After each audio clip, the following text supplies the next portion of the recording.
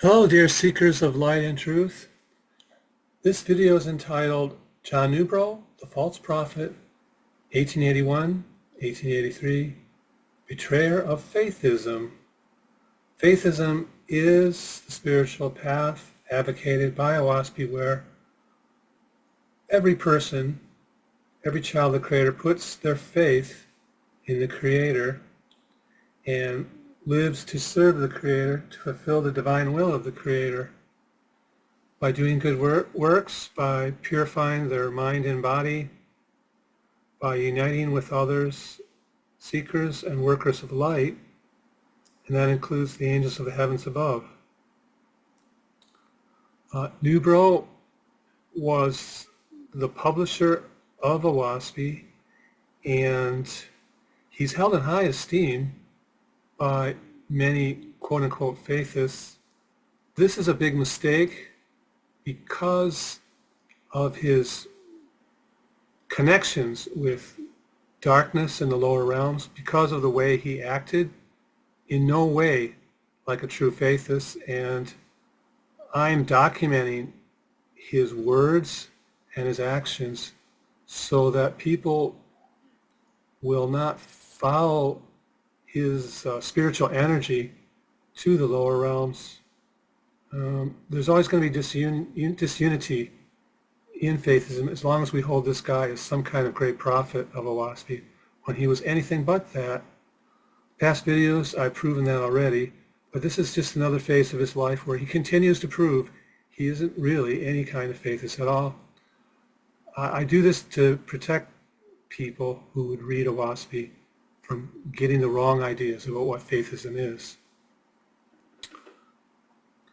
To recap, from 1876 to 1881, Newbrough was able to obtain copies of Oahspe, which he never channeled, and that's told in the earlier videos.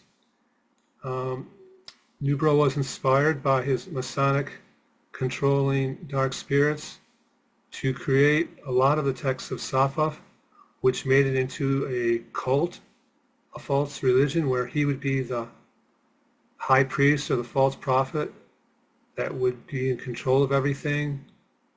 And it was created in a system which is very much along the lines of hierarchy, where there's the high and the low, and the initiates and the master, which is completely contrary to what Oahspe teaches. There's not supposed to be, all are equal before the Father, according to Oahspe. There's not supposed to be priests. There's not supposed to be masters. And yet that's what Newbrough set up in his lodges, where a few people controlled what everyone thought and believed. And that's how Newbrough treated his followers in his groups in various places around the United States, such as New York and New Mexico, Shalom. Also, Newbrough canceled the first edition of Oahspe because he wanted to put more Masonic material and Safaf into it, no doubt. And also, Newbrough has a history of explaining how the book was channeled to various newspapers, and they don't agree.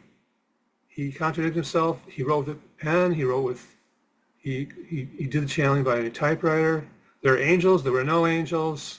There was one angel. There were many angels. It's all contradiction. People who tell the truth don't contradict themselves.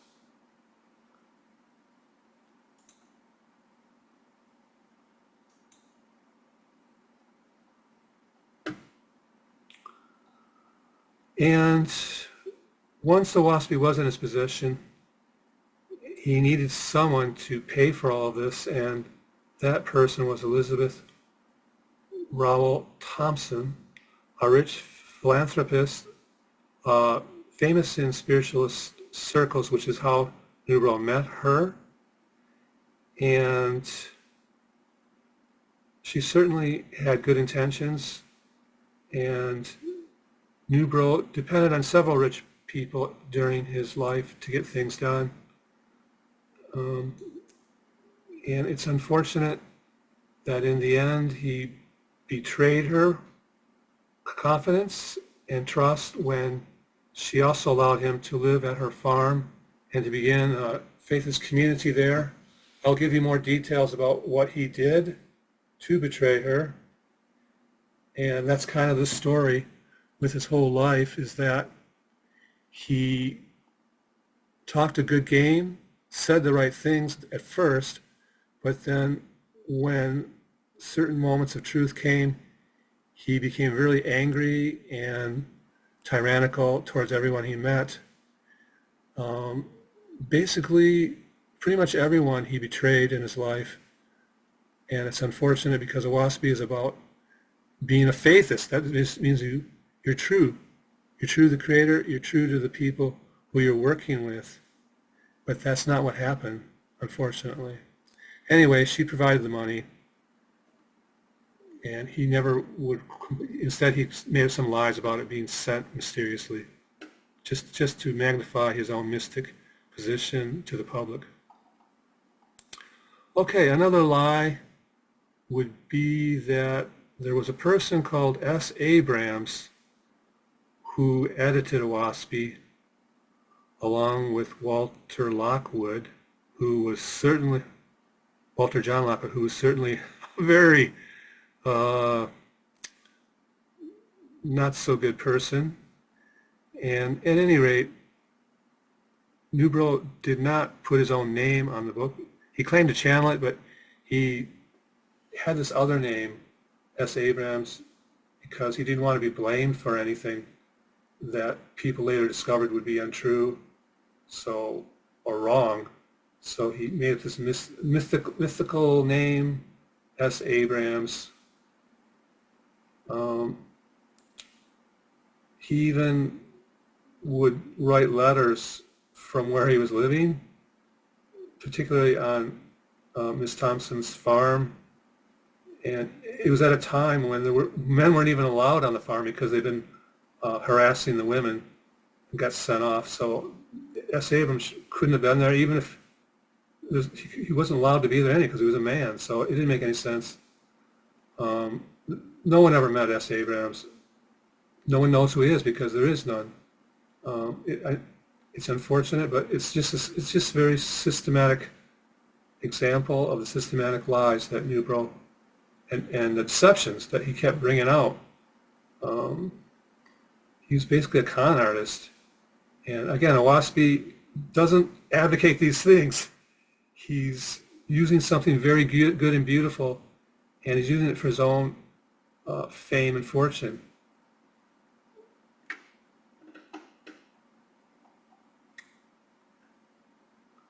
To be sure, in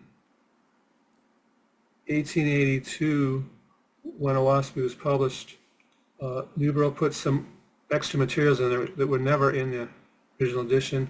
One of these was the commentary by Godfrey Higgins from the 1833 Anacalypsis. And it's a passage which basically promotes the Masons, and there really is no, and of course Newbrough was the highest level you can go, Mason, 33rd level, and a lot of people say, what's wrong with Masons? Well, for one thing, they didn't allow quote-unquote colored people to enter their ranks. They didn't allow women to enter their ranks. And so that alone would make you say, well, why would a true faithist in Jehovah be part of an organization which is racist, says, hey, no black men, no black women, no white women. You're not allowed here. So, but anyway, he's got a passage in here where it's basically glorifying the Masons in their ancient history, because that's what Masons do. They look for anything in the historical past that seems religious or spiritual, and they take ownership over it, and that way they become a kind of chosen people or elitists, spiritual masters who should control the world. And even though there's no connection between themselves and these ancient cults and strange religions, the Masons take claim. And Newbrough just put it in there just so he could protect the Masons and give them a good shout out. Anyway, the passage in this passage that was in Oahspe, it's 668 words talking about the Masons. There's really no purpose for it to be there. To be sure, there were ancient religions. I mean, think of all the false gods Oahspe gives the history of. And there's no question that there were false gods and false religions. But Newbrough's viewpoint and the Masons' viewpoint is not that these were false gods who held human beings in spiritual bondage by deceiving them with erroneous spiritual dogma which turned them away from the Creator. Instead, they glorify them and pretend that somehow they're the ones who are the highest form of spiritual beings, who are, all these past religions are like decorations, like medals and jewelry that they're adorning themselves with, because they know about these hidden secret religions and societies, or false religions, inner circles. That makes them somehow special and better than everyone else, just because they know it. They don't have to do anything that's good. And it's very unfortunate, but it kept going on, and if you look in the book of Safa, you'll, as we have in the past in other videos, and seen the false god glorification, it's not to be surprised or wondered at, since that is basically how the Masons keep their people in line. The whole purpose is to have spiritual power over others, not over one's own self.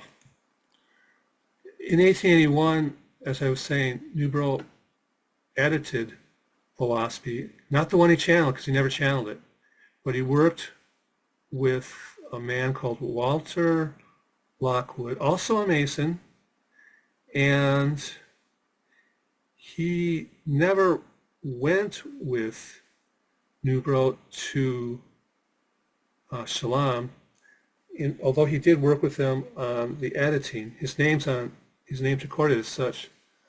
What happened was the public turned against Newbrough because of various terrible letters to newspapers that he had written, and because of his terrible bursts of anger that in public events that he exhibited, and thus he had nowhere else to turn. So he went to live on Mrs. Thompson's farm, and he brought Lockwood with him. And once again, problems immediately started, because Lockwood was basically a sexual degenerate, as would be shown later on in his life. Anyway, he was thrown out, and the Thompsons decided no men on their farm, because there was shenanigans going on. So he was sent away, and he ended up going to another lodge that had been indirectly started in California by Mr. Newbrough. So you can blame Lockwood as well for Safaf, I suppose. We're going to get a peek now in the far future, 1899, July 29th. Walter Lockwood would go to California to the Societas Fraternia, and he would change his name to Thales. I guess that's a reference to a god of Oahspe, which isn't exactly, and also the early Greek philosopher, mathematician. I guess that is exactly a humble thing to do. So here's the person who was allowed to edit Oahspe, but he's a terrible person. I mean,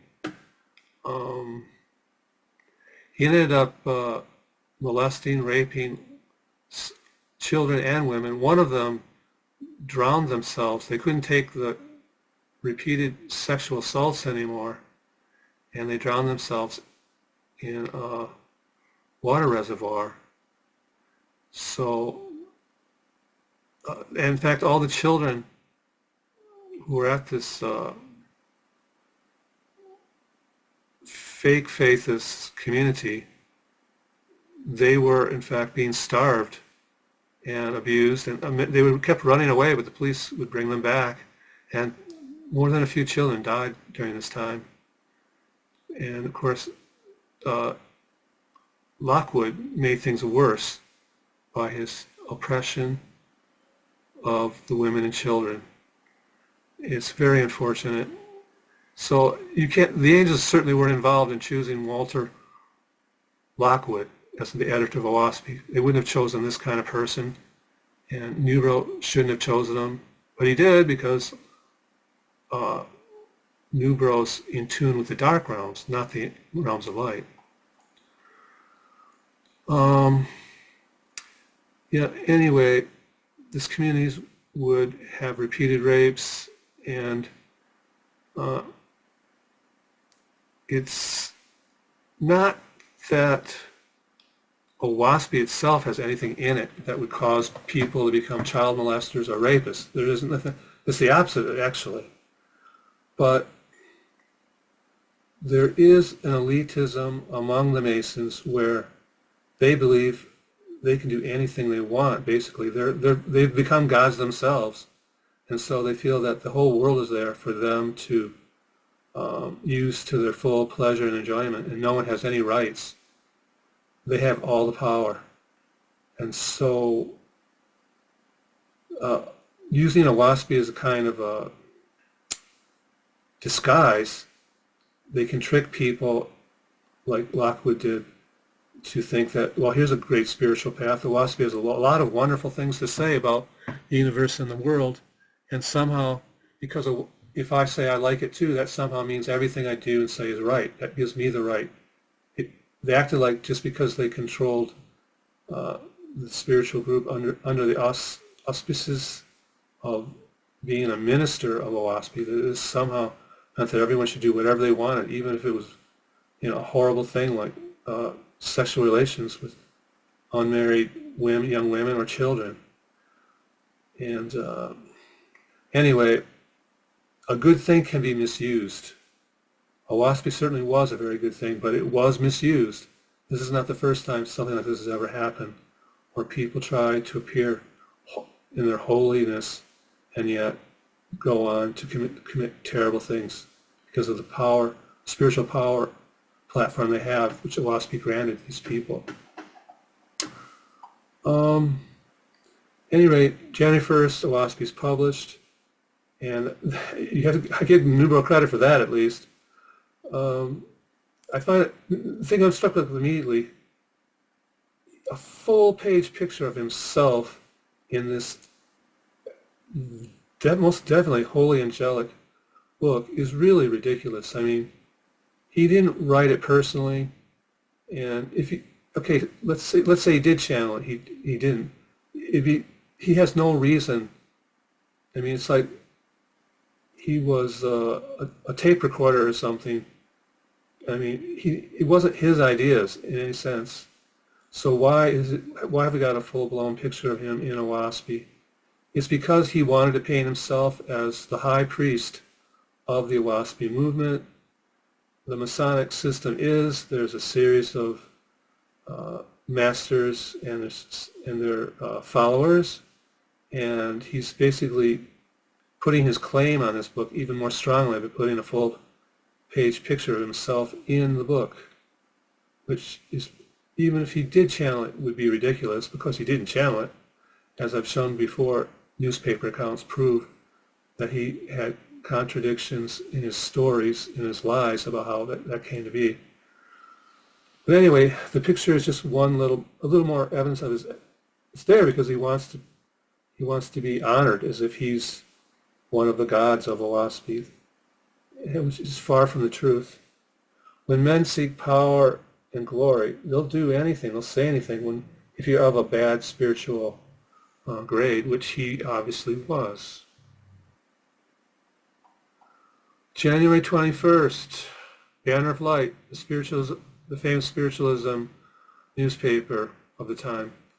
I quote, "So after a while, I took it into my head that wise and exalted angels would commune better with us if we purified ourselves physically and spiritually." Well, does that mean that if John Newbrough decides to take a woman, a mistress, 32 years younger than him, who was born the same year he married his wife in 1860, does that mean leaving your family, your children, for this, having a baby born out of wedlock? Are those the actions of a man who believes that if we purified themselves, they'd be able to communicate with exalted and wise angels? Is that what that means? Because it doesn't seem to be anything close to that. In fact, I would take his affair with his dental assistant as proof that he never did that at all. It's so unfortunate. And yeah, he may have lost weight by becoming a vegetarian. I also noticed that he said in 6 years training, he lost weight. This is another contradiction where he says it took 10 years to be purified. So I mention these not because they're so awesomely important contradictions, but if you look at the dozens and dozens of contradictions and lies, that's when you get to see the pattern that this man was willing to say anything at any time if it suited his purpose. And I feel very sorry for his wife and children who basically got kicked to the curb.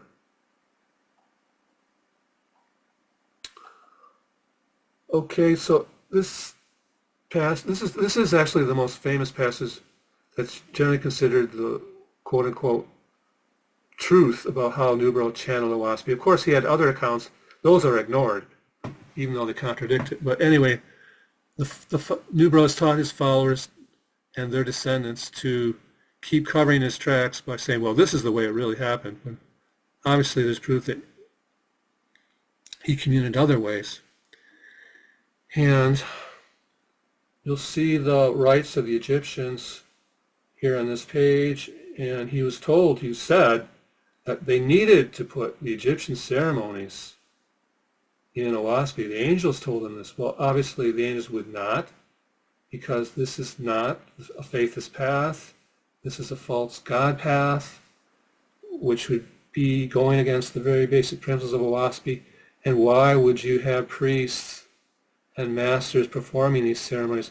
Newbrough had public ceremonies where he would perform the rites as given or very close to what was in Safaf.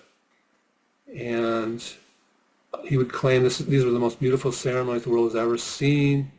And of course, you might wonder, why Egypt? Well, the Masons just adore the Egyptians, the false god Osiris and all Anubis and everyone else associated with that time. They just feel very attracted to the darkness of those times, and they connect all their work to them. Newbrough never changed. He never left Masonry. He took Oahspe and basically vandalized it with these crazy ideas, and it turned the public away. When they saw these crazy ceremonies with the Egyptians, they said, this guy's loco. And of course, the Masons don't see their own craziness. Okay, here's another account that does not agree with this, but it's what Newbrough told the New York Herald Tribune in April 13th. And he said, in 1873, I was visited by an angel of light named Ainu, who informed me I was to be the medium for the translation into English of Oahspe. And of course, those who are familiar with Oahspe know that no angel named would ever be anything but a low-grade spirit, a druja, so that wouldn't have happened. And this contradicts other accounts where Newbrough says, just as I just from that January 21st Banner of Light story, where he said, it came into my deed to be purified. Well, in this case, it didn't come into his head. There was an angel, he claims, just approached him and told him what was going on. So this is a direct contradiction. This isn't like, oh, I had a bad memory and I forgot what happened. Again, Oahspe teaches us to tell the truth and to not, of course it sounds very glorious to have, angels came to me and told me to do this. But we're supposed to have humility, and we're supposed to be honest with everyone. But I'm sure he thought maybe, I'm guessing he thought this story would be more glorious and would attract maybe a lot of curious people to find out what Oahspe is about. So he changed the story. Well, back in those days, there's no internet, so you could say something in different newspapers, and the odds were that no one was going to catch a contradiction, because what people read in Boston is not the same as what they read in Cleveland, Ohio, so it would be okay. Okay, October 21st, 1882, another edition, and in this case, there was no typewriter even involved. It was the lights. A bright light would settle over Newbrough's fingers. This would last 15 to 30 minutes and disappeared when he could write no more. It always left his fingers cold and stiff. Okay? And he thought the light was like a burning bush. And he brought up the point that it was like Moses' burning bush, which of course puts him in that prophet level of spirituality. Again, he's enhancing the story because he thinks maybe it will attract more people to the cause. He wants people to join his cult with him at the head and ruling everything. And the Masonic spirits around him want this cult because they can control people's lives, and it brings them into their spiritual realms when they die. And so their kingdoms become more powerful because they have more members, or they simply like having control over people. Really, when you get right down to it, that's what false gods and false prophets want. They want the feeling of power, the feeling of controlling what other people think and do.